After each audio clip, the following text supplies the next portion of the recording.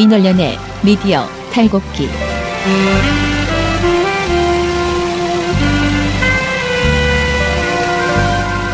안녕하세요. 민원련의 미디어 탈곡기 60화 시작하겠습니다. 네, 드디어 왔습니다.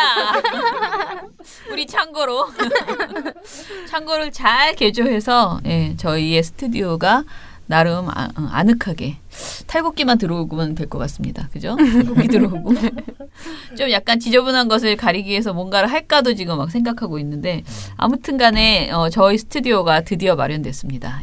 60화 만에 우리가 드디어 우리 공간을 차지하고 이렇게 제가 오늘 또 지각이 아니고 반차 썼잖아요. 그래서 늦게 나왔는데 녹음을 할 수 있게 되어서 상당히 마음이 편하더라고요. 예전에는 아침에 그 시간에 무조건 해야 되니까 그게 굉장히 스트레스가 되는 거예요. 무슨 다른 변수가 생기면. 근데 이제 조금씩은 늦어도 우리 공간에서 얼마든지 할 수 있으니 마음이 편해졌어요. 네, 이제 저희 세 사람은 사실 편합니다. 어느 시간에 해도. 네. 근데 늦게 하면 늦게 할수록 불편해지는 사람이 한 사람 딱 있죠. 네, 이정희 PD님. 우리가 이렇게 늦게 하면 할수록 퇴근 시간이 늦어지는. 네. 괜찮아. 가끔가다 야근도 하고 그래야 되는. 네. 야근 없는 직장은 없다. 네. 오늘은 우리 둘 다 제보 보고서를 하기로. 네, 오늘 민원련 제보 특집입니다. 네, 그 두 사람 다 제보를 하는데 저는 사실 제보가 있기도 하고 없기도 하고 그래요. 그래서 이 까보전 제보가 너무 많아서요. 다 확인하고 이렇게 일일이 다 하는 게 좀 어려웠고요. 아니, 제보에 대해서 조금 안내 말씀을 드려야 될 것 같아서 사실 저희가 이 제보가 대선 기간 때부터 쭉 받았는데 저희가 그거를 사실 바빠가지고 이렇게 체계적으로 정리 안 했다는 건 아니고 저희가 대선 기간에도 몇 번 이렇게 AS를 해드린 적이 있습니다. 근데 저희가 이제부터는 좀 저희가 지금도 계속 제보를 받고 있기 때문에 체계적으로 좀 임무 분담을 해서 이거를 정기적인 보고서로 내기로 했죠. 일주일에 한 번씩. 네. 그래서 오늘 그 첫 시간이고요. 오늘 이렇게 말씀드리는 게. 제보 코너 이름이 우리 민원련 제보 체크. 네, 제보 있죠. 체크라고 이름을 붙이셨더라고요. 네. 저는 상당히 재미없다고 생각하는데. 쇼미더 제보도 나왔으나. 쇼미더 제보는 우리 캠페인의 제목으로 확정지었습니다. 정말요? 네. 제보 탈출 넘버는 안 됐나요? 안 돼. 그건 안 돼. 세상에 나쁜 제보는 없더라고요. 아쉽네요. 그 모든 것이 너무 유행을 탈 것 같다라는. 그러니까 에버그린 콘텐츠가 필요하다라는. 네. 참네, 알겠습니다. 참 감정선이 저랑 달라요. 네. 아무튼 간에 저희가 꾸준히 일주일에 한 번씩 아마 매주 월요일 날 이렇게 하게 될 것 같아요. 네네. 보고서 나오는 시기가 금요일 또는 주말에 나오기 때문에 아무튼 매주 월요일 날 시민 여러분들이 보내주신 제보를 충실히 검토해서 검증해드리도록 하겠습니다. 민원련의 제보 체크.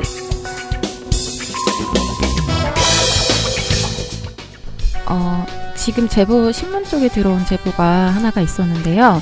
6월 28일 날 들어왔던 제보입니다. 조선일보가 아모레퍼시픽 관련해서 이상하게 홍보 기사를 많이 낸다. 네. 근데 이 제보해 주신 분의 어떤 생각에 따르면 아무래도 요거는 방우영 그 조선일보 명예회장이랑 서경배 아모레퍼시픽 회장이 사돈 관계를 맺고 있기 때문에 그 영향 때문에 좀 조선일보에서 이런 아모레퍼시픽 관련 보도가 많은 것 같다라고 말씀을 해주신 거예요. 그래서 근데 사실 저희가 그 두 기업의 관계가 그런 기사 출고에 영향을 끼쳤는지 그 사실관계 파악은 좀 어렵죠. 그래서 그렇다면 혹시 조선일보가 유독 많이 아모레퍼시픽 관련 홍보 기사를 내는지 여부만 좀 확인해보자. 그렇게 제보 확인을 해보았는데요. 실제 한 4월 1일부터 6월 29일까지 최근 3개월 동안 그 조선일보 지면에 나온 그 아모레퍼시픽 관련 보도 중에서 실적이나 뭐 주가나 인사보고 그러니까 일반적인 기사 형태로 출고된 거 말고 완전히 광고성 기사들. 그러니까 제품 사진을 전면에 놓고 막 출시 막 이렇게 한다던가 아니면 뭐 사회공헌 활동을 해서 막 뭐 큰 도움을 줘 막 이런 식으로 하는 전면 기사들 있잖아요.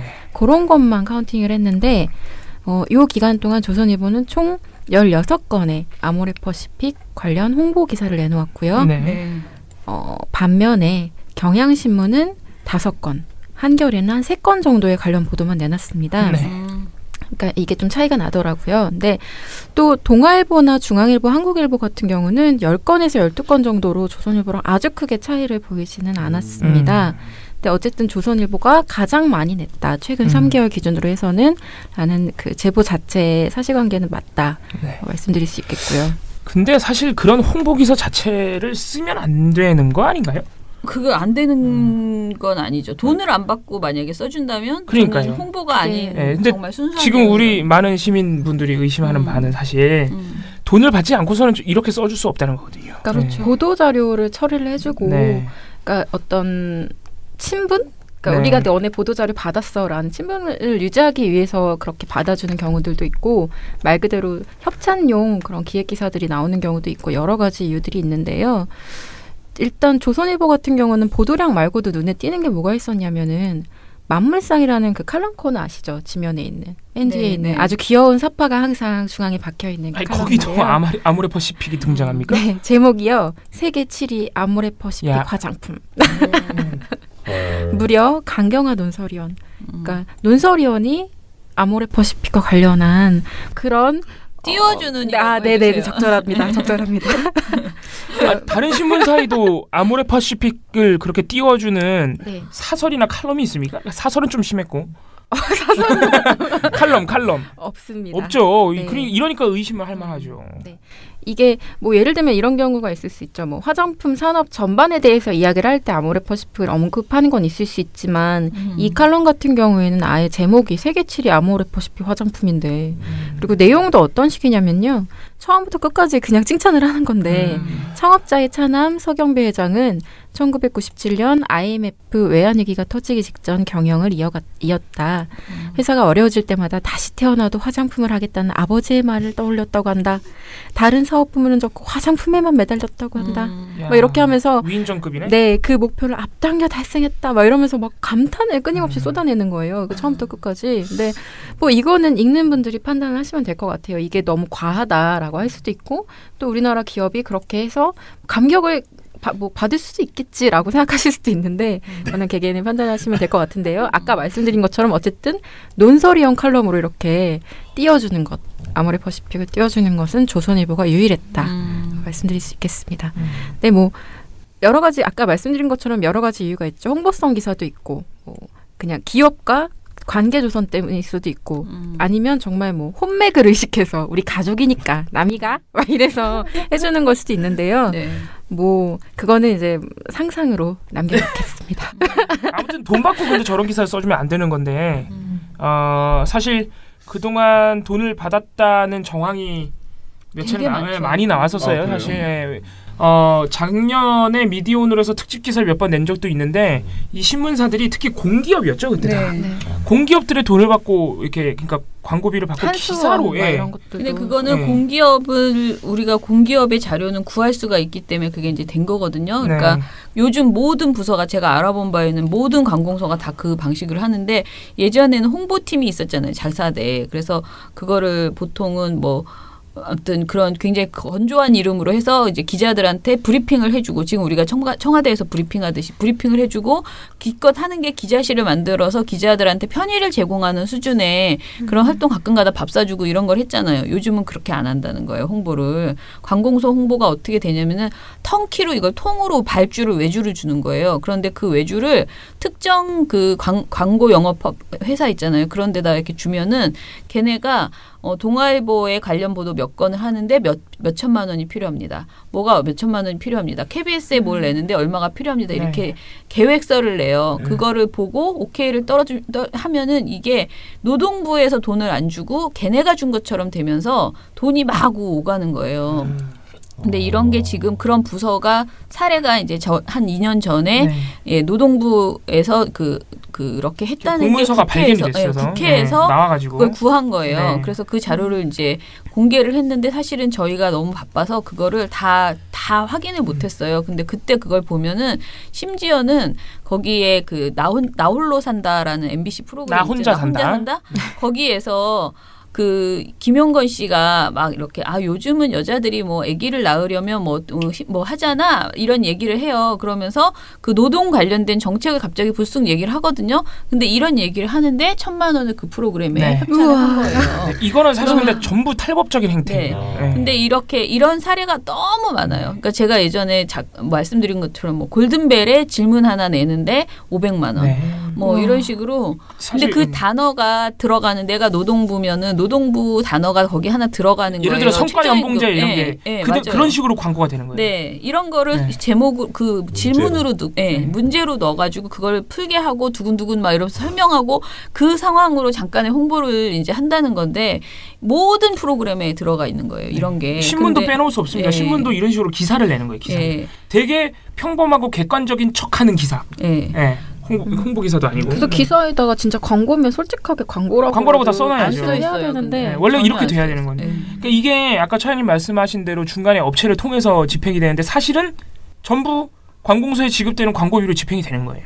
그래서 광고비가 너무 많이 올라가가지고요. 그러니까 홍보비가 각 관공서가 너무 많이 오른 거예요. 그래서 제가 아는 분은 저도 이제 예전에 그 어디 있었잖아요. 근데 그분에게 이제 물어보니까 이분은 계속 홍보인만 하면서 각 부서마다 그 전엔 어느 부서에 있었고 뭐 이렇게 돌아다니고 있는데 그분 말이 예전에는 그 홍보협력팀이라고 말하는 또는 공보담당과실이라고 하는데 그 공보담당과실 직원들이 굉장히 유능한 사람으로 평가받았는데 이제 그 사람들의 인맥으로는 불가능하고 이제 누구한테 PD한테 전화를 하거나 기자한테 이거 너무 좋은 기사니까 이거 좀 써주세요. 이거 정말 국가적으로 꼭 필요한 이슈니까 좀 이슈화해 주세요. 이렇게 말을 하면 돈 주세요. 이렇게 업체로 끼고 돈으로 들어오라고 한다는 거예요. 그러니까 모든 기자나 그게 그런 인맥이나 부탁으로 또는 의미로 홍보가 안 된 기사가 안 써진다는 거지. 그러니까 뉴스 가치가 전적으로 돈으로 다 판단되고 있어서 이제는 홍보부가 필요 없다. 그러니까 그렇게 턴키로 다 외부로 주면 근데 이 사람들이 정말 못된 게요. 정말 관공서가 바보예요. 제가 보기에. 왜냐면은 사실은 제가 그거를 이한기 대표님하고 저하고 그거를 한번 분석을 같이 하다 빵 터졌는데요. 사실은 이거는 돈을 안 받아도 그냥 써줄 수 있는 기사인데 이거는 보도자료만 뿌려도 충분히 써야 되는 기사야. 그런 것도 관공서가 예전에는 돈을 안 주고도 할 수 있었던 거를 돈을 주기 시작하니까 돈을 안 주면 안 써주는 거예요. 그거 제 세금 아닌가요? 그렇죠. 다 우리 세금인 거예요. 별돈 아닌가? 그래서 그걸 돈을 가지고 하는 거예요. 그러니까 그런 게 근데 뭐 신문만 그러느냐. 이제 신문은 가장 나쁜 게 기획을 아예 시리즈를 하죠. 노동부와 같이 기획했다 이렇게 써 있으면서 훌륭한 내용이 담겨 있지만 그건 돈이 너무 많이 들어간 내용이라는 거죠. 그리고 그런 게 없어도 신문사가 원래 해줘야 되는 거잖아. 원래 신문사라는 게 있으려면 그런 국민이 필요한 정보를 잘 버무려서 전달하는 게 자기네 일인데 돈 안 주면 안 하려고 하니까 그게 문제고.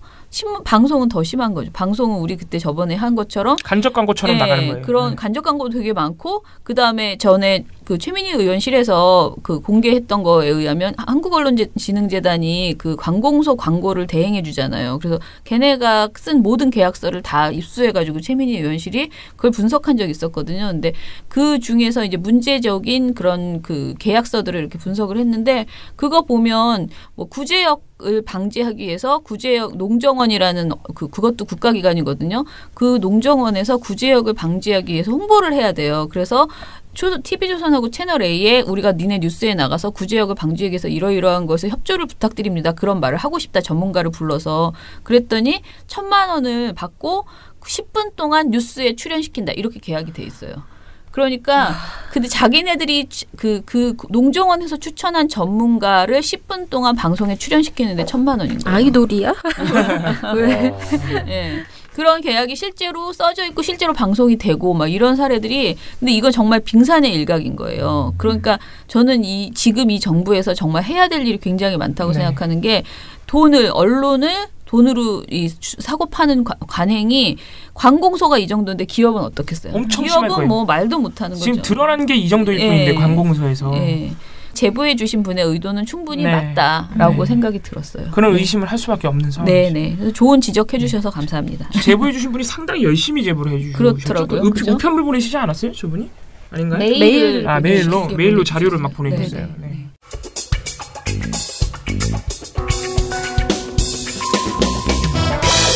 그래서 방송 뉴스에서 지난주에 들어왔던 제보들 중에 뭐 이게 방송 제보가 한 3가지 정도 들어왔는데 그 중에 하나는 JTBC 뉴스룸이 자막 실수. 네. 백승주 의원 자꾸 민주당 의원이라고 해가지고 그거는 저희가 따로 저는 썼는데 처장님께서 그거 방송 보도로 저기 종편으로 넘긴 거예요. 넘기셨어요? 네. 아무튼 그거는 뭐 명백한 사실이죠. 굳이 뭐 그 검증할 필요도 없이 JTBC가 빼박 잘못한 거다. 뭐 이 정도로 그냥 간단하게 정리할 수 있겠고 다시 좀 안 그랬으면 좋겠어요. 왜 자꾸 백승주 의원한테만 그런 실수가 반복이 되는지 모르겠네요. 원래 당연히 저기 자유한국당 분이죠. 네. 당연히.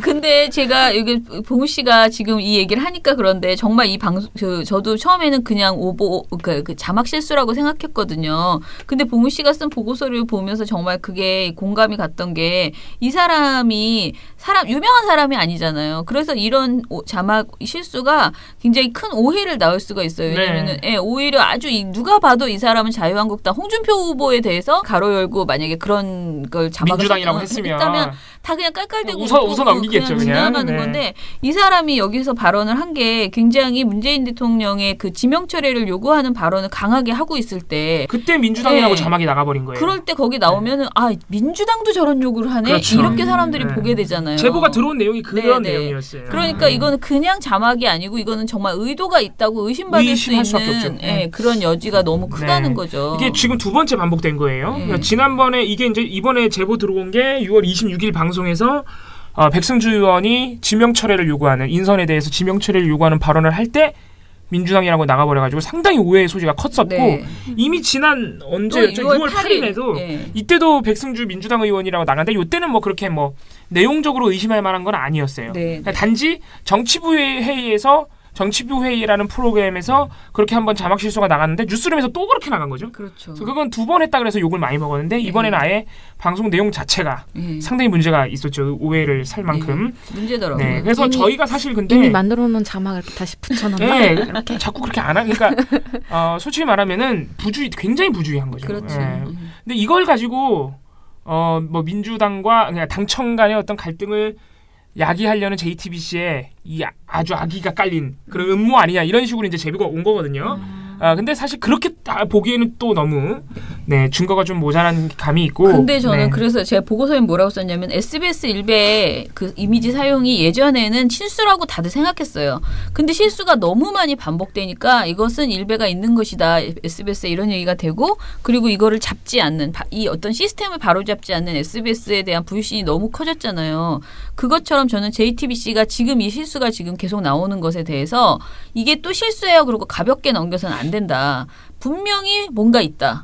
그러니까 시스템의 문제건 아니면 정말 고의성이건 누군가가 자꾸 그렇게 하는 것이든 간에 딱 바로잡고 지금 이제 이후에 또 이런 실수가 되면은 정말 가만히 있으면 안 된다. 그러니까 좀 방심위에서도 사실은 이런 작은 실수는요 그냥 넘어가는 경우들이 많거든요. 근데 사실 방송 사고잖아요. 자막 오기도 그렇기 때문에 이게 쌓이면은 이제 저기를 줘야 된다. 방심위에서도 제재를 넣어야죠. 이거 참고로 심의를 넣습니다. 6월 26일 실수는 제가 아직 안 넣었는데 우리 심의 작업을 아직 안 하고 있어서 6월 8일 건 제가 심의를 넣어서 이게 저게 나왔었어요. 그 행정지도가 나왔어요. 근데 아무튼 이런 실수가 계속 반복되면은 지금 SBS도 욕먹는 것 중에 하나가 지금 도대체 몇 년 동안 몇 번이고 일베 이미지를 사용했는데 올해 4월인가요? 그때 돼서야 사장이 나서서 4월도 아닌가 한 5월 했나 보다. 사장이 나서서 이거 내부 조사하겠다 그랬어요. 근데 그게 벌써 몇 년 전부터 그렇게 했는데 그러니까 그동안에는 계속 SBS가 우리 SBS 안에 일베 없다. 이거는 실수일 뿐이다. 이런 식으로 그냥 넘겨왔는데 같은 실수가 계속 반복되다가 이제 와서 무슨 이렇게 좀 조치를 취한다고 발표를 한 것이거든요. 그래서 JTBC도 지금 계속 그런 식으로 해버리면 사실 사실 여부 관계없이 비판을 받아야 마땅한 수준이죠. 그래서 이런 걸 너무 간단한 실수라고 치부하지 마시고 JTBC가 정식으로 어떻게 조치했고 뭐 어떤 식으로 수정해 나갈 것인지 이렇게 시청자 게시판에라도 공지를 해줄 필요가 있습니다. 사실은. 아무튼 간에 뭐 이 정도는 별게 아니고요. 이게 이제 참 주목해야 될 만한 제보가 6월 26일 날 보도에 대한 제보인데 이게 뭐냐면은 문재인 정부가 경유세를 인상하려다가 여론이 나빠지니까 갑자기 철회했다 이런 보도가 이때 막 나왔어요. 그래서 방송사에서도 제가 이거를 체크를 안 한 게 아니고 당시에 체크를 했습니다만은 다들 보도가 한 건씩밖에 없고 그리고 그렇게 뭐 이 왜곡이 심하다라고 할 만한 보도가 보이지 않아서 그러니까 다들 비슷비슷해요 그냥. 그래서 그냥 넘어갔던 사안인데 이걸 또 제보를 해주셨는데 또 타깃이 또 JTBC예요. JTBC가 마치 문재인 정부가 추진하다가 여론의 눈치를 보면서 갑자기 철회한 것처럼 왜곡을 했다. 이런 식으로 보도를 했다는 거예요. 하지만 이제 제보자 말씀은 문재인 정부가 추진한 것도 아니고 이게 무슨 국책 연구기관에서 경유세 인상을 해야 이렇게 그 미세먼지가 해결된다. 이런 식의 보고서를 냈지만은 문재인 정부는 애초에 그 보고서와는 관련 없다고 이렇게 선을 그었는데 JTBC가 오보를 했다. 왜곡을 했다. 이런 식으로 제보가 오신 거예요. 그래서 제가 26일 타사 보도들을 다 같이 한번 체크를 해봤습니다. 그래서 이 제보자께서 문제 삼으신 JTBC에 대해서 국한해서 말하자면 엄밀히 말하면 제보 내용은 사실과는 좀 다릅니다. 왜냐하면 JTBC는 뭐 문재인 정부가 이걸 추진했다가 철회했다 이런 식으로 묘사하지 않았어요. 그래서 워딩을 말씀드리면 정부가 경유에 붙는 세금을 올리지 않겠다는 입장을 공식적으로 밝혔습니다. 경유값 인상은 미세먼지 대책의 하나로 지난해부터 거론돼 왔는데 다음 달 세제 개편안 발표를 앞두고 서민 증세 논란이 커지면서 서둘러 진화에 나섰습니다. 이렇게 보도했어요. 그러니까 사실 이거는 오해의 소지는 좀 있지만 문재인 정부가 추진했다가 철회했다거나 철회했다는 표현도 없죠 지금. 그냥 경유값 인상과 관련한 논란이 커지니까 인상 가능성을 스스로 차단했다라고 보도했죠 JTBC는. 그리고 또 하나 보도 내용이 논란의 발단이 된 것은 다음 달 세제 개편 공청회를 앞두고 국책 연구기관들이 경유세 인상 시나리오가 담긴 보고서를 만들었다는 사실이 알려지면서 이런 논란이 불거졌다. 하지만 정부는 그 경유값 인상안이 그렇게 크게 효과가 있지 않기 때문에 인상하지 않는다고 밝혔다. 이런 정도의 보도예요. 그러니까 사실 방송 보도라는 게 분량의 제한이 있기 때문에 그런 내막은 설명하지 않더라도 이 경유값 인상이라는 게 사실 지난 정부에서 추진됐다는 거를 말해줬으면 참 좋죠. 네. 근데 JTBC도 그건 말해주지 않았어요. 그래서 사실 조금 부실한 보도다 이런 비판을 할 수 있습니다. 그러나 뭐 문재인 정부에게 책임을 전가하는 식으로 왜곡을 하진 않았어요. 그래서 가장 그나마 사실과 이렇게 부합하는 보도를 낸 게 SBS입니다. SBS는 뭐라고 보도를 했냐면은 이게 이 공청회가 그러니까 문제가 된 게 이 공청회거든요. 이 공청회가 정부는 지난해 6월 미세먼지 관리 특별 대책을 발표하면서 미세먼지의 주범으로 인식된 경유 가격의 조정 필요성을 검토하겠다고 밝혔습니다. 다음 주 공청회를 앞두고 경유 가격을 휘발유 가격의 90에서 125%로 조정해야 한다는 연구 결과가 알려지면서 논란이 일자 청와대와 정부가 서둘러 진화에 나섰습니다. 이렇게 시기를 말해줘요. 그러니까 이게 사람들이 그 보도를 보면 지금 정부와는 관계가 없는 일이구나 알 수 있죠. 그래서 SBS가 그나마 참 시청자들이 오해를 좀 덜할 보도를 냈고 가장 심각한 거는 채널A입니다. MBC와 채널A인데 이 두 방송사야말로 제보자의 문제의식을 그대로 실현한 보도를 일부러 약간 오해를 유발하게 썼나요? 일부러라 그러면 또 제가 증거가 없습니다만 그렇게 보일 수 있게? 100% 그렇게 보이죠. 아니요. 그렇게 보도를 했어요. 그냥 보이는 것도 아니고. 그래서 MBC 먼저 말씀을 드리면 MBC는 보도 제목이 눈에 띕니다. 서민 반발 우려, 경유 인상 백지화라는. 미세먼지 감축 대책으로 경유값 인상안을 검토했던 정부가 인상안은 없다고 공식 발표했습니다. 세금 조정을 통해서 휘발유 가격 대비 85% 수준으로 맞춰왔던 경유값이 오르면 경유차의 판매나 운행이 줄지 않을까 기대를 했는데 백지화시킨 겁니다. 제목을 붙였어요. 백지화라고 하면 뭘 잔뜩 써놨다가 그렇죠. 지운 것 같은데. 네. 이 백지화라는 단어 자체가 문재인 정부가 추진했다가 갑자기 지웠다는 인상을 강하게 주죠. 그죠. 네. 아까 JTBC 보도가 뭐였냐면은 경유세 인상 논란 진화. 이게 JTBC 보도 제목이에요. 확실히 다르죠? 완전히 달라요. JTBC는 정부가 뭘 철회하고 뭐 추진했다 철회했다 이런 뉘앙스가 아니라 논란이 커지니까 사전 차단했다 이거예요. 네. 그런데 지금 MBC는 백지화라는 표현을 썼죠. 이거는 명백하게 문재인 정부가 뭔가 한 것처럼 그죠. 네, 묘사를 한 것이죠. 그리고 리포트도 보면은 그동안 미세먼지 대책의 일환으로 경유세 인상을 검토해오던 정부가 급격히 방향을 바꾼 겁니다. 방향을 바꿔? 네. 이렇게 되면 이 모든 묘사가 다 그냥 지금 정부에 이렇게 책임을 묻고 있죠. 네, 묘사 자체가 완전히 다릅니다. 채널A가 더 심각합니다. 보도 제목 경유값 인상 없던 일로. 역시 MBC랑 뉘앙스가 비슷하죠. 채널A가 참 특별한 게 문재인 정부를 보도해서 아예 말을 해요.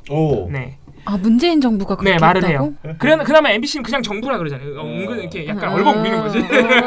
근데 그래도 사실은 책임을 피할 수는 없어요. 뭐 당연히 지금 정부라 그러면 지금 정부를 말하는 거죠. 그죠. 당연히. 네.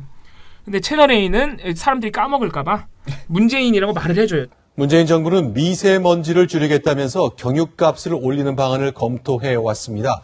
그런데 서민 증세라는 비난이 들끓었죠. 곧바로 없던 일로 만들었습니다. 역시 세금 앞에 장사가 없습니다. 김현지 기자입니다.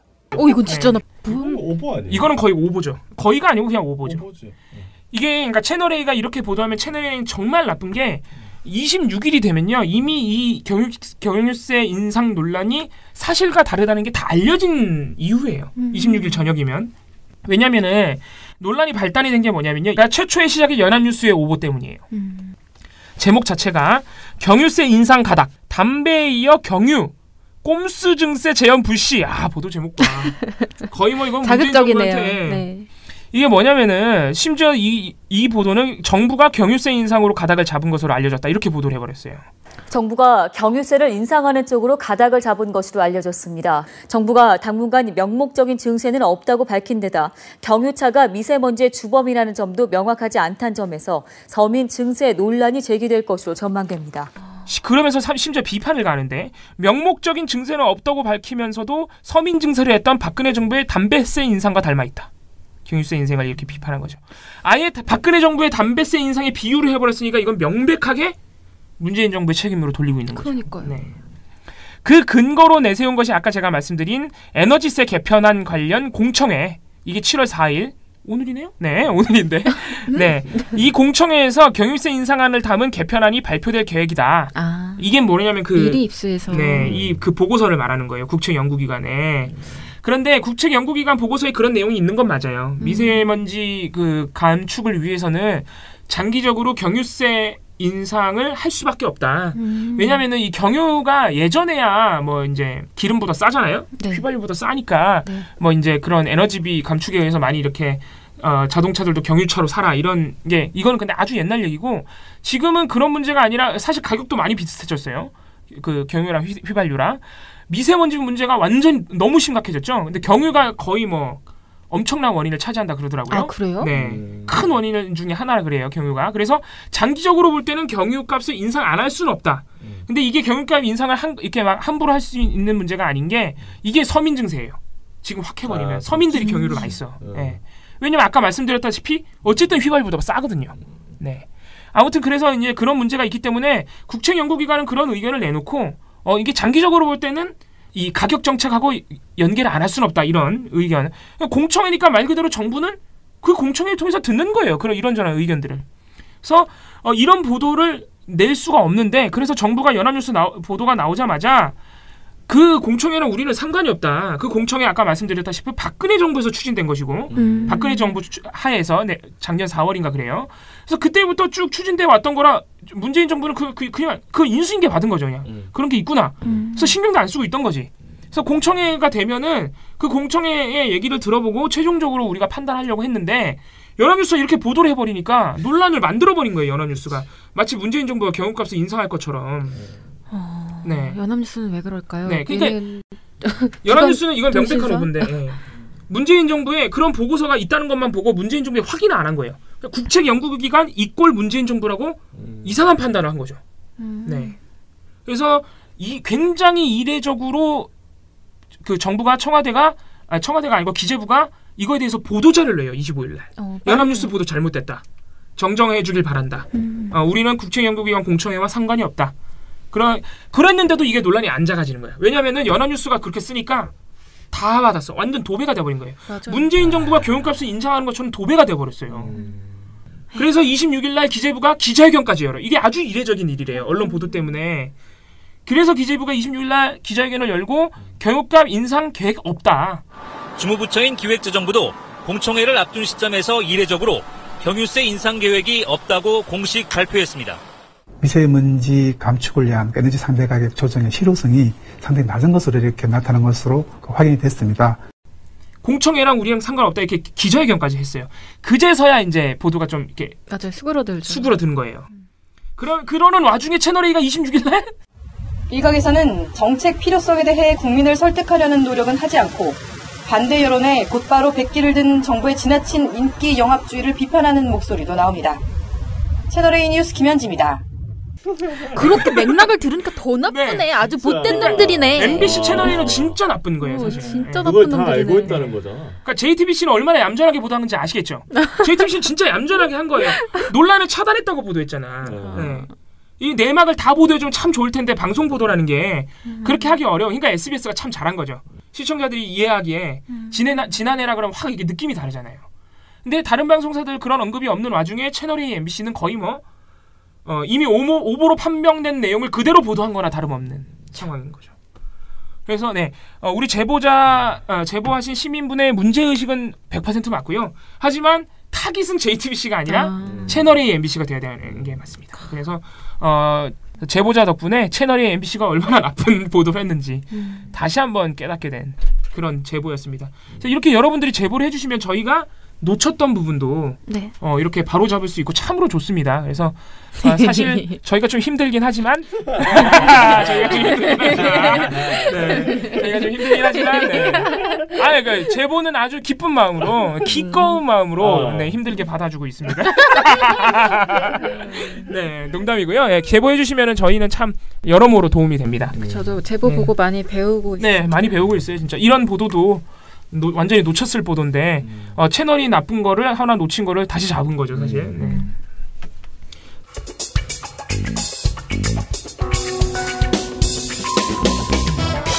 (6월 22일) 날 신문 이야기 돌직구쇼. 저희 사실 모든 제보는 돌직구쇼. 어쩌다 한번 다른 게 나오지 다 돌직구쇼입니다. 여기서 이제 제가 이거는 사실 지난번에 간단하게 얘기를 했었는데요. 김근식 경남대 교수가 6월 22일 날 여기에서 공교육의 걸림돌이 정교조. 이다라는 이런 식의 말씀을 하셨다는 거죠. 발언을 했다고 이제 제가 얼핏 그냥 말씀을 드렸거든요. 근데 이게 이제 보면 볼수록 아주 그냥 굉장히 짜증나는 발언이어서 제대로 좀 멘트를 해드려야겠다 그런 생각이 들었는데 이제 서울 자사고 연합회장과 자사고 한국 학부모 연합회 총무의 이야기를 들려주면서 자사고 폐지의 문제점, 그러니까 자사고 폐지하면 안 된다라는 것을 강조를 합니다. 동시에 조국 민정수석을 비롯해서 조희연, 광노영 교육감이 자신의 자식은 외고를 졸업한 것을 해놓고 그리고 이제 내로남불이다. 그러니까 자기는 이제 자사고 보내놓고 왜 그러냐 이렇게 이제 비판을 또 하기도 하고요. 그런 이야기를 하는 가운데 이렇게 말했어요. 공교육 정상화를 가로막고 있는 하나가 바로 정교조라고 교육의 평등 단체가 있는 것 아니겠? 이게 무슨 말인지도 잘 모르겠어. 교육의 평등 단체가 있는 것 정말 이렇게 말했더라고요. 있는 것 아니겠습니까? 제가 정교조를 비난할 생각은 없습니다만은 일반고가 교육을 제대로 못하고 공교육이 활성화되지 못하는 이유는 교육의 평등이라는 이유로 하향 평준화되는 상황이 있거든요. 라고 말을 합니다. 그러니까 이게 엘리트주의 반대로 이제 그 평등주의 우리가 말하는 그러니까 지금 우리 평준화라고 말하는 평등이 아니고 평준화라고 말해야겠죠. 그러니까 평준화 교육이 이루어지면서 하향 평준화된다는 거죠. 네, 하향 평준화되는 그런 상황이 있다는 거죠. 그다음에 뭘까요? 하향 평준화된다는 그런데 그것이 그 하향 평준화 또는 그 평등주의가 정교조하고 꼭 연관이 있는 건 아니거든요. 예. 가장 중요한 거는 하향 평준화에 대해서는 뭐 이론이 다른 생각이 있을 수도 있죠. 그러니까 또 왜 뭐 엘리트 그 교육이 다양해야 된다라고 하면서 왜 똑같이 하향은 아니지만 평준화 시키느냐. 그러니까 뭐 수재들이 가는 학교, 막 천재 학교 이런 거 따로 있고 막 이렇게 뭐 굉장히 다양하게 하자는 주의들도 있을 수 있잖아요. 근데 그거는 그거고 거기에 정교조가 왜 들어가서 이렇게 비판을 받느냐. 그런데 아까 제가 말씀드린 공교육과 일반고가 황폐화된 것들의 책임을 정교조라고 말씀한 것 다시 좀 정정을 드리면 성과급제 같은 걸 반대하는 것들은 잘못됐다는 거예요. 그러니까 열심히 더 현장에서 교육을 하기 위해서 노력하는 모습들을 보여줘야 되는데 정교조가 좀 지나치게 정치화되어 있는 게 아니냐 저는 그런 의미로 말씀드립니다.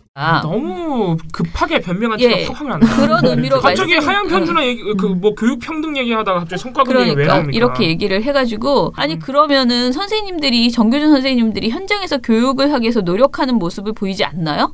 그러니까 정교조가 막 놀다가 갑자기 정교조 활동만 하는 게 아니잖아요. 근거가 이런 분들의 가장 공통적인 문제점은 근거가 없어요 말하는데. 그러니까. 종편 패널들의 공통적인 문제점입니다. 약간 과대망상처럼 정교조는 뭐든지 할 수 있을 거라는 그런 생각들이 있는 것 같아요. 그다음에 6월 22일 또 돌직구쇼에서 문정인 특보 이야기를 하는 와중에 틸러슨 국무장관, 그 미 국무장관 발언이 자막으로 나오면서 이 발언이 미국의 문정인 특보 발언에 대한 반응이라는 식으로 보여줬대요. 이게 제보 내용이에요. 그런데 그 발언은 예전 발언인 것 같다. 이런 제보를 보내주셨어요. 그래서 이거를 확인을 해보니까 실제로 이런 발언이 있었고요. 실제로 이것은 예전 발언이었어요. 그래서 이분이 잘 지적을 해주셨더라고요. 그러니까 예리하셔. 네네. 22일 돌직구쇼에서 문정인 특보 이야기와 함께 문재인 대통령의 외신과의 인터뷰 내용을 주소제로 삼았는데요. 문재인 대통령의 외신 인터뷰 내용이 결과적으로 문정인 특보 발언을 수습한 것이라고 평하면서 CBS 인터뷰를 소개를 합니다. 그 다음에 문재인 대통령은 이제 여기서 문재인 대통령이 김정은이 핵과 미사일로 뻥을 치지만 대화를 간절히 바라는 바일 수도 있다라고 말했잖아요. 이 발언을 강조하면서 이에 대한 미국의 반응이라면서 보여줘요. 그런데 김진 앵커가 뭐라고 하냐면 사실 어제 저희 돌직구쇼에서도 뻥별로 그냥 그럴 수 있다고 넘어갔는데 오늘 미국에서 이런 반응이 나오고 있어요. 라고 하면서 미국의 반응이라면 오늘이라고 분명히 말했잖아요. 오늘 미국 내에서 이런 입장이 나오고 있어요 하면서 제임스 매티스 국방장관입니다. 김정은 정권이 최고 위협이자 첫 번째 위험이다. 그러면서 쭉 말하는 내용을 보여줍니다. 그런데 제가 말하는 이 제임스 매티스 국방장관이 저런 말을 한 것은 맞지만은 문제는 시점인데 이 발언은 지금 제가 말한 게 방송이 6월 22일이잖아요. 예. 근데 이 발언은 6월 13일 보도에 나와 있는 무려 것이에요. 일주일 전에 나온. 현지 시각으로 6월 12일 날 했던 발언이에요. 열흘 전에 나왔네. 그럼. 근데 이 발언은 마치 새롭게 나온 것처럼 오늘 나온 22일 날 문재인 대통령의 발언을 듣고 나온 발언인 것처럼 이렇게 해서 왜곡해서 이 전달한 정도면 거예요. 진짜 방송 진짜 너무 막 하는 건데. 그쵸? 자, 그 다음에 이제 또 너무 담담해. 아니 너무 어이가 없죠. 이런 짓을.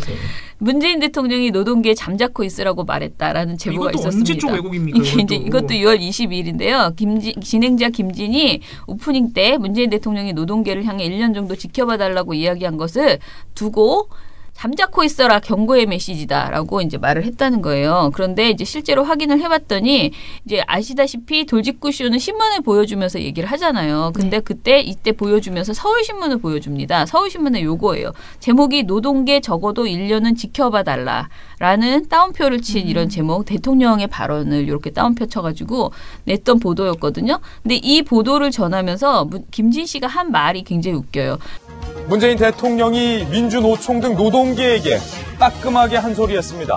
노동계 적어도 1년은 지켜봐 달라. 민주노총 등 노동계가 새 정부 출범 50일을 기점으로 총파업을 예고한 가운데 대통령이 노동계에게 따끔한 소리를 한 겁니다. 잠자코 1년은 기다려 달라. 이렇게 말한 것입니다. 잠자코? 그러니까. 자기 마음대로 막. 이거 봐라. 용어도 막. 그러니까. 이렇게 말을 했습니다. 그래서 우리가 보기에 잠자코 한 소리, 그러니까 그리고 따끔하게 한 소리, 잠자코 기다려달라. 이런 식으로 한 것은 이건 문 대통령의 발언 취지를 완전 왜곡한 것이다. 네. 이렇게 이것도 굉장히 잘 찾아내지 않으셨습니까? 네. 대단하다. 진짜. 대단하시네. 아니 제보자분들이 우리보다 잘하는 것 같은데. 그렇죠. 그러니까 촉이 좋으셔. 제보하신 분들이. 우리보다 잘하는 것 같아요. 예. 뭐 이런 내용들이 있었습니다. 그래서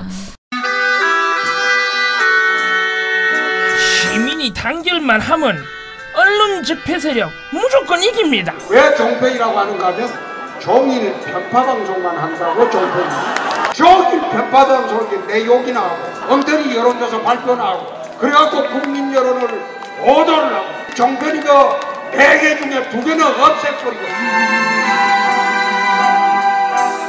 모든 언론 세탁기 이어서 한번 돌리겠습니다. 아니죠. 우리는 민원연의 미디어 탈곡기에 넣고 확 돌리겠습니다. 민원연의 미디어 탈곡기. 자, 그 다음에 이제 5.18 관련된 거, 요건 짧게 갈게요. 왜냐면은, 사실 너무 다 지났잖아요. 그리고 우리 이런 좋지 않은 내용을 많이 들으면 안 됩니다. 내용은 이순자 자서전과, 전두환 회고록, 이 두 개가, 나는 아직도 이순자의 자서전과 전두환의 회고록을 자꾸 혼동해서 이순자 회고록, 전두환 자서전 난리 나는데, 아무튼 두 개가 그렇게 다르대. 그런 거 알았어요? 이순자 자서전 제목이 뭔지 알아요? 뭐예요? 당신은 외롭지 않다. 너무 웃기지. 이게 책 제목이에요? 사랑꾼이네. 사랑꾼이야. 사랑꾼이야. 그러니까 전두환 당신은 외롭지 않다 이런 거야. 아 그렇게 행복하게 살아야 되는데. 욕을 많이 먹으니. 외롭진 않죠. 그리고 전두환 회고록이 총 3권이라는 건 알았어요? 세 권은 그건 알아. 세 권인데 그 중에 제목이 정말 웃긴 게 첫 번째 건 괜찮아. 혼돈의 시대. 두 번째 거는 청와대 시절. 세 번째 게 얼마 웃긴지. 황야에서다. 황야? 감옥에서 이런 거 해야 되는 거 아닌가? 그렇죠. 감옥에서 해야죠. 네. 감옥에서. 네, 감옥에서 해야 아무튼 이 두 책을 올해 이제 냈잖아요. 어이없는 시기에 냈습니다. 그러니까 사실은 이때가 갑자기 왜 말이 안 나와. 그러니까 박근혜 정부가 막 이렇게 어려워지는 그 상황에서 갑자기 얘네가 이거를 냈잖아요. 네.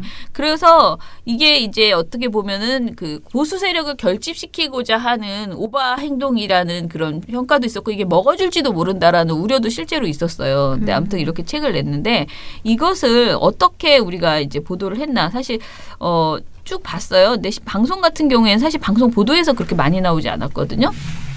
근데 채널 A에서인가 이순자 단독 인터뷰한 거 빼고는 없었어요. 이틀. 그런데 해보니까 이제 어디가 제일 많이 보도했느냐?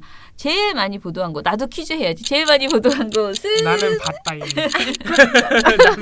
6개 신문사 중에서 제일 많이 보도한 것은 6개 신문사 중에서요? 네. 동아일보. 그럼 나 조선. 그렇게 치면요. 조중동 중에서는 동아일보가 많아요. 그런데 경향한겨레 중에서는 누가 더 많이 했을까요? 경향. 예, 경향이 31건을 엄청 많이 했어. 엄청 많이. 경향 왜 이렇게 많이 했어? 그러니까 비판하는 보도가 많았어요. 예. 그러면 그런데 한겨레는 17건을 보도했고요. 그다음에 동아 중앙조선을 보면은 동아는 11건, 중앙은 10건, 조선일보 3건밖에 안 했습니다. 조선일보가 굉장히 자제했더라고요. 근데 이제 이거를 비판한 것이냐 아니냐가 되게 중요하잖아요. 건수가 많은 게 중요한 게 아니고. 네. 그래서 그거를 이제 해봤거든요. 그랬더니 비판적 언급을 했거나 아주 막 규탄 이건 있을 수 없는 일이다. 이렇게 규탄한 것을 이렇게 나눠서 또 해봤어요. 그랬더니 규탄 수준의 언급을 제일 많이 한 것도 경향신문인데 11건이에요. 그리고 비판적 언급을 한 것도 12건입니다. 그래서 이 두 개를 합치면 경향신문은 전체 보도 중에서 74.2%를 비판 또는 규탄을 하는 좋은 보도를 내놨고요. 한겨레 같은 경우에는 17건만 보도했지만은 그중에서 사실 규탄 수준의 언급은 4건뿐이었고요. 비판적 언급을 하는 정도는 10건 정도 됐습니다. 규탄하고 비판적 언급하고의 차이점이 뭐예요? 저희가 이걸 어떻게 했냐면요. 그 논조가 굉장히 세게 이건 정말 어떻게 이런 식의 보도를 그러니까 우리가 말하는 성명 수준의 막 그런 강한 비판을 했을 때는 규탄 수준의 언급으로 넣었고요. 그다음에 글이 훨씬 길 때는 규탄 수준으로 넣었어요. 근데 아주 한두 마디 비판적 언급하는 거 있죠. 기사 말미에 그 우려가 있다 막 이런 식으로 그런 언급한 수준이면 비판적 언급이에요. 근데 그런 말 한마디도 없고 그냥 회고록을 완전 전달해요. 100% 그런 것은 단순 전달로 했거든요. 근데 그렇게 따져서 이렇게 3단계로 아무튼 나눠서 해봤어요. 그랬더니 그러니까 한겨레는 경향보다는 확실히 그 규탄 수준의 언급이 적었고요. 그리고 비판적 언급은 그래도 많았어요. 그래서 두 개를 합쳐보면은 한겨레도 82.4%가 비판 또는 규탄 보도를 했다. 그런데 조선일보 같은 경우에는 3건이 있었다 그랬잖아요. 3건 다 단순 전달. 그리고 동아일보는 그 단순 전달이 7건이고 비판 또는 규탄이 그래도 4건이 있었고요. 중앙일보도 마찬가지로 비판 또는 규탄이 4건이 있었어요. 근데 요거를 또 어떻게 나눠봤냐면은 하다 이제 이렇게도 해보고 저렇게도 해보고 했는데 이순자 회고록이나 이순자 전두환 이 책이요. 그냥 어떤 사람이 쓴 글 속에 슬쩍슬쩍 들어가는 거 있잖아요. 그건 다 빼버렸어요. 그걸 다 빼보고 완전히 주된 내용이 요것인 경우에 기사만 또 다시 골라봤거든요. 그렇게 했더니 그렇게 해서 다시 퀴즈를 내보면 어디가 제일 많이 쓸까? 뭐가 질문이 뭐였죠? 보도량이 그러니까 이순자 그 전두환 책에 대한 순수한 그것만 다룬 기사량만 보는 거예요. 그 순수한 기사량만. 그럼 저는 계속 한우물 파겠습니다. 조선. 조선일보 딱 2건밖에 없었어요. 조선이 꼴찌예요. 그리고 경향신문이 19건으로 1등이고요. 한겨레가 8건. 이렇게 회고록이 주된 내용으로 갔을 때도 보니까 비판적 언급을 한 것이 경향신문이 압도적으로 많아요. 그러니까 19건 중에서 16건이 비판적 언급이고요. 그리고 조선일보는 어떻게 해도 비판적 언급이 한 건도 없었고 그다음에 이제 비판적 언급이 그 중앙일보가 그나마 4건 그러니까 단순 전달 4건, 비판적 언급 3건 해서 제법 많았습니다. 한국일보는 이것도 3대3 똑같이 기계적 균형을 이건 잘 유지해줬습니다. 병이라고 생각합니다. 네. 자, 그리고 최악의 보도 3건을 뽑아봤어요. 최악의 보도 3건은 이거는 한번 맞춰봐. 어디에서 나왔을까요? 최악의 보도 3건. 동아일보에서 일단 한 건 나왔을 것 같아요. 네, 맞아요. 너 보면서 하지 말라고. 아, 정말. 안 봤습니다. 맞아. 동아중앙 한국에서 나왔어요. 아, 참. 근데 조선은 최악의 보도가 안 나왔다. 그냥 단순 전달. 단순 전달. 너무 적어서. 그렇게 나왔는데요. 아, 근데 이게 기간이 언제부터 언제까지? 올해 3월 초부터 5월 말까지로, 3월 1일부터 5월 말까지로 했거든요. 근데 동아일보 같은 경우에 최악의 보도로 이제 뽑힌 게, 최태민 근해양 등에 업고 무리 12.6 직후 전방부대 격리라는 굉장히 엉뚱한 제목의 이런 보도를 했는데, 이게 이제 전두환 해고록의 공개 사실을 전달하면서 전두환 씨의 주장과 역사 왜곡 둘 다 전혀 비판하지 않았고, 두 책의 내용을 피상적으로 전달했어요. 그런데 이 내용에서 유난히 나로 인해 새겨난 증오와 분노가 한때의 증오와 분노로 사라지고 그 자리에 관용과 진실에 대한 믿음이 채워지기를 바라는 마음 간절하다라는 일부를 인용을 하면서 그러니까 전두환 씨가 밝힌 5.18 운동에 대한 시각 등을 보고 다시 한번 논란이 일 것으로 보인다 정도로만 아주 간단하게 그러니까 이 정도의 언급만 하고 비판적 내용이 전혀 없었다는 것이고요. 그다음에 한국일보는 더 특이한 게 제목은 누가 사보길래 베스트셀러 된 전두환 회고록이라는 제목이었어요. 왜 이런 제목을 붙여? 그러니까. 그런데 이 보도는 특이하게 그 어떤 지적도 하지 않고 판매량을 분석하는 데 집중했대요. 이게 더 홍보성 기사다. 네, 이거 진짜 그러니까 나쁜 보도로 뽑아준 거지. 완전 홍보성 기자. 네. 그러면서 각 서점 홈페이지 구매 후기를 읽어보면 전두환 지지층이 책을 구매했다고 봐야 한다는 장은수 편집문화 실험실 대표의 말을 인용하고 그리고 전두환 해고록이 교보문고 그러니까 그 정치사회 분야 1, 4, 5위에 각각 올라와 있다. 1, 2, 3권이 뭐 이런 식의 내용들을 해고 그 대신에 회고 그 역사 왜곡에 관한 문제의식은 언급하지 않았다. 그런 점이고요. 중앙일보는 더 웃겨요. 중앙 대통령 직선제 개헌 과정에서 전 중앙일보 회장의 역할을 강조를 했는데 제목이 뭐냐면 1987 대통령 직선제 개헌 시작은 85년 홍진기의 제안이에요. 홍진기 씨가 자기네 회장이거든요. 중앙일보.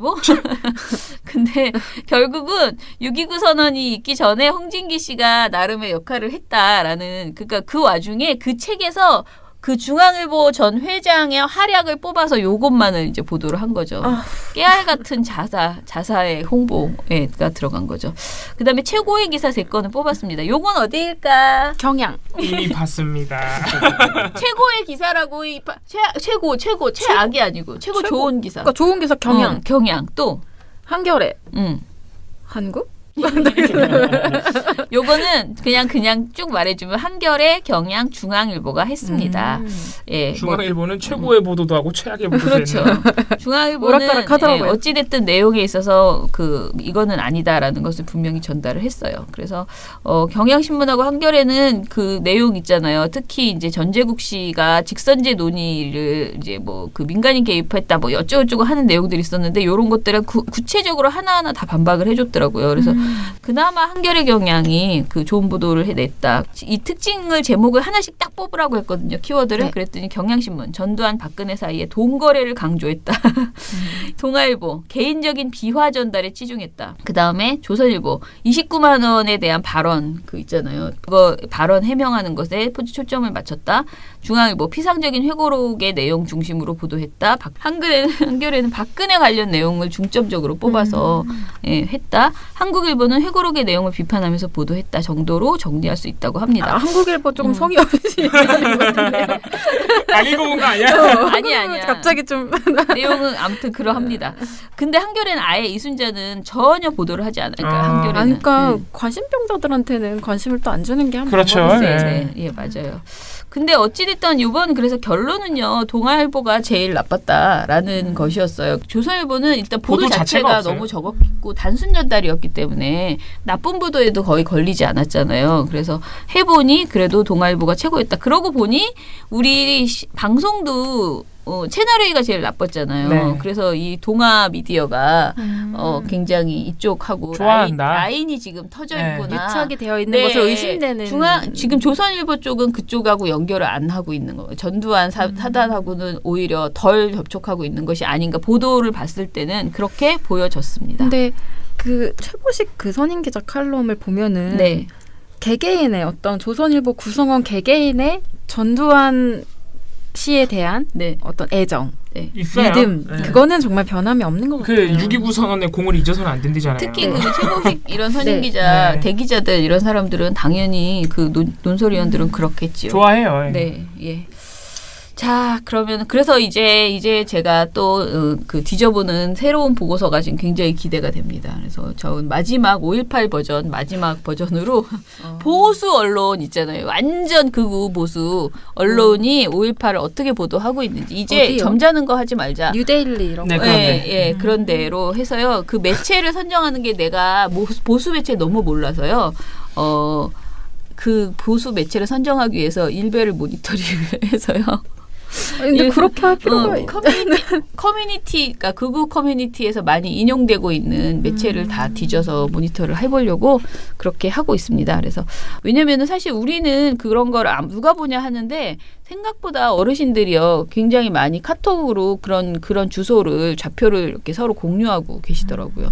제가 아는 어떤 사람도 교회에 다니시는데도 어른이거든요. 그런데 5.18 유가족들이 너무 많은 혜택을 받고 있다 하고 하면서 그때 우리 세월호 유가족에 대해서 하는 것처럼 뭐 그냥 완전히 아주 봉잡았다 이런 식으로 얘기를 하시는 거예요. 그래서 그런 얘기를 어디서 들었냐 했더니 보여주는데 극우 매체의 그런 주소를 카톡으로 받으셨더라고요. 그래서 5.18 때마다 일베 관련된 그렇게 사이트 안 들어가도 몇몇 키워드로 검색해서 나오는 기사를 딱 보면 한 5-6개가 딱 눈에 띄는데. 근데 우리는 그쪽에서 많이 인용되는 거기에서 사랑받는 그런 누가 매체. 사랑받고 있는지를 한번 보고 싶어요. 그래서 그런 식으로 한번 모니터를 해보려고 굉장히 합니다. 모니터하시는 분이 정신적인 즐거워 하시지 않을까요? 네. 그런가?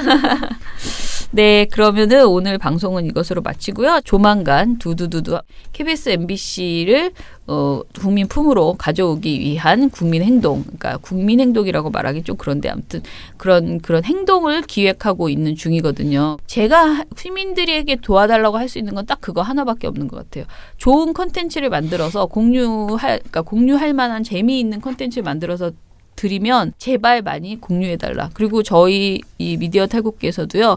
매일매일 아예 그 코너를 만들려고 해요. 그래서 K는 오늘 어떻게 싸우고 있습니다. MBC는 어떻게 싸우고 있습니다. 이거를 그냥 전해드리는 거예요. 그래서 여러분들도 좀 이거를 그냥 이런 안에서는 지금 굉장히 시끄럽게 뭔가를 하고 있는데 이게 외부에 전파가 안 되고요. 제가 어제 들은 얘기는 그런 거였어요. KM에서는 블로그나 뭐 이런 걸 만들어서 해도요. 사람들이 안 들어온다는 거예요. 왜냐하면 얘네는 너무 욕을 먹는 집단이야 이미.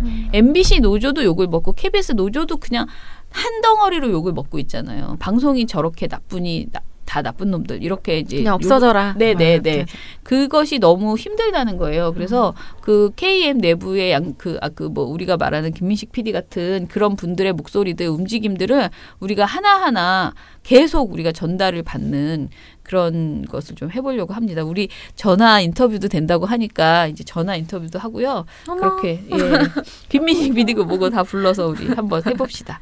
그래서 앞으로 내일부터는 정말 재미있진 않아요. 사실 되게 가슴 아픈데 매일매일 어떻게 출근 저지 투쟁을 하고 계신지 고대형 출근 저지 투쟁 지금도 하고 있거든요. 그런 내용들도 좀 전달하고요. 그래서 그냥 단순히 신문방송 그 종편을 터는 것 이상의 그 언론계의 현황들 이런 것들을 잘 짚어보는 그런 내용도 하려고 해요. 그리고 일단은 이효성 교수님께서 방통위원장이 되셔서 그나마 굉장히 늦어지긴 했지만 그래도 개혁적인 인물이시거든요. 그래서 저는 사실은 기대가 많이 되고 있습니다. 그래서 우리 어제 논평은 환영한다. 그런데 우물쭈물하지 말고 그리고 이런 거예요. 조용한 개혁이란 있을 수 없다. 무리를 일으키고 욕을 좀 먹어도 강하게 추진해 나가시길 바란다. 이런 식의 내용을 논평으로 냈거든요. 좋은 내용이네요. 그래서 이효성 그 교수께서 이효성 방통위원장이 제대로 일을 해나가실 수 있도록 우리가 시민사회단체가 옆에서 많이 바람도 놓고 견인하고 이런 역할을 하겠습니다. 네, 그러면은 미디어 탈곡기는 내일 더 재미있게 우리 좀 여기를 꾸민 다음에 라이브도 하도록 합시다. 자, 민원연의 미디어 탈곡기는 내일도 열심히 털어드리겠습니다. 탈탈탈. 안녕.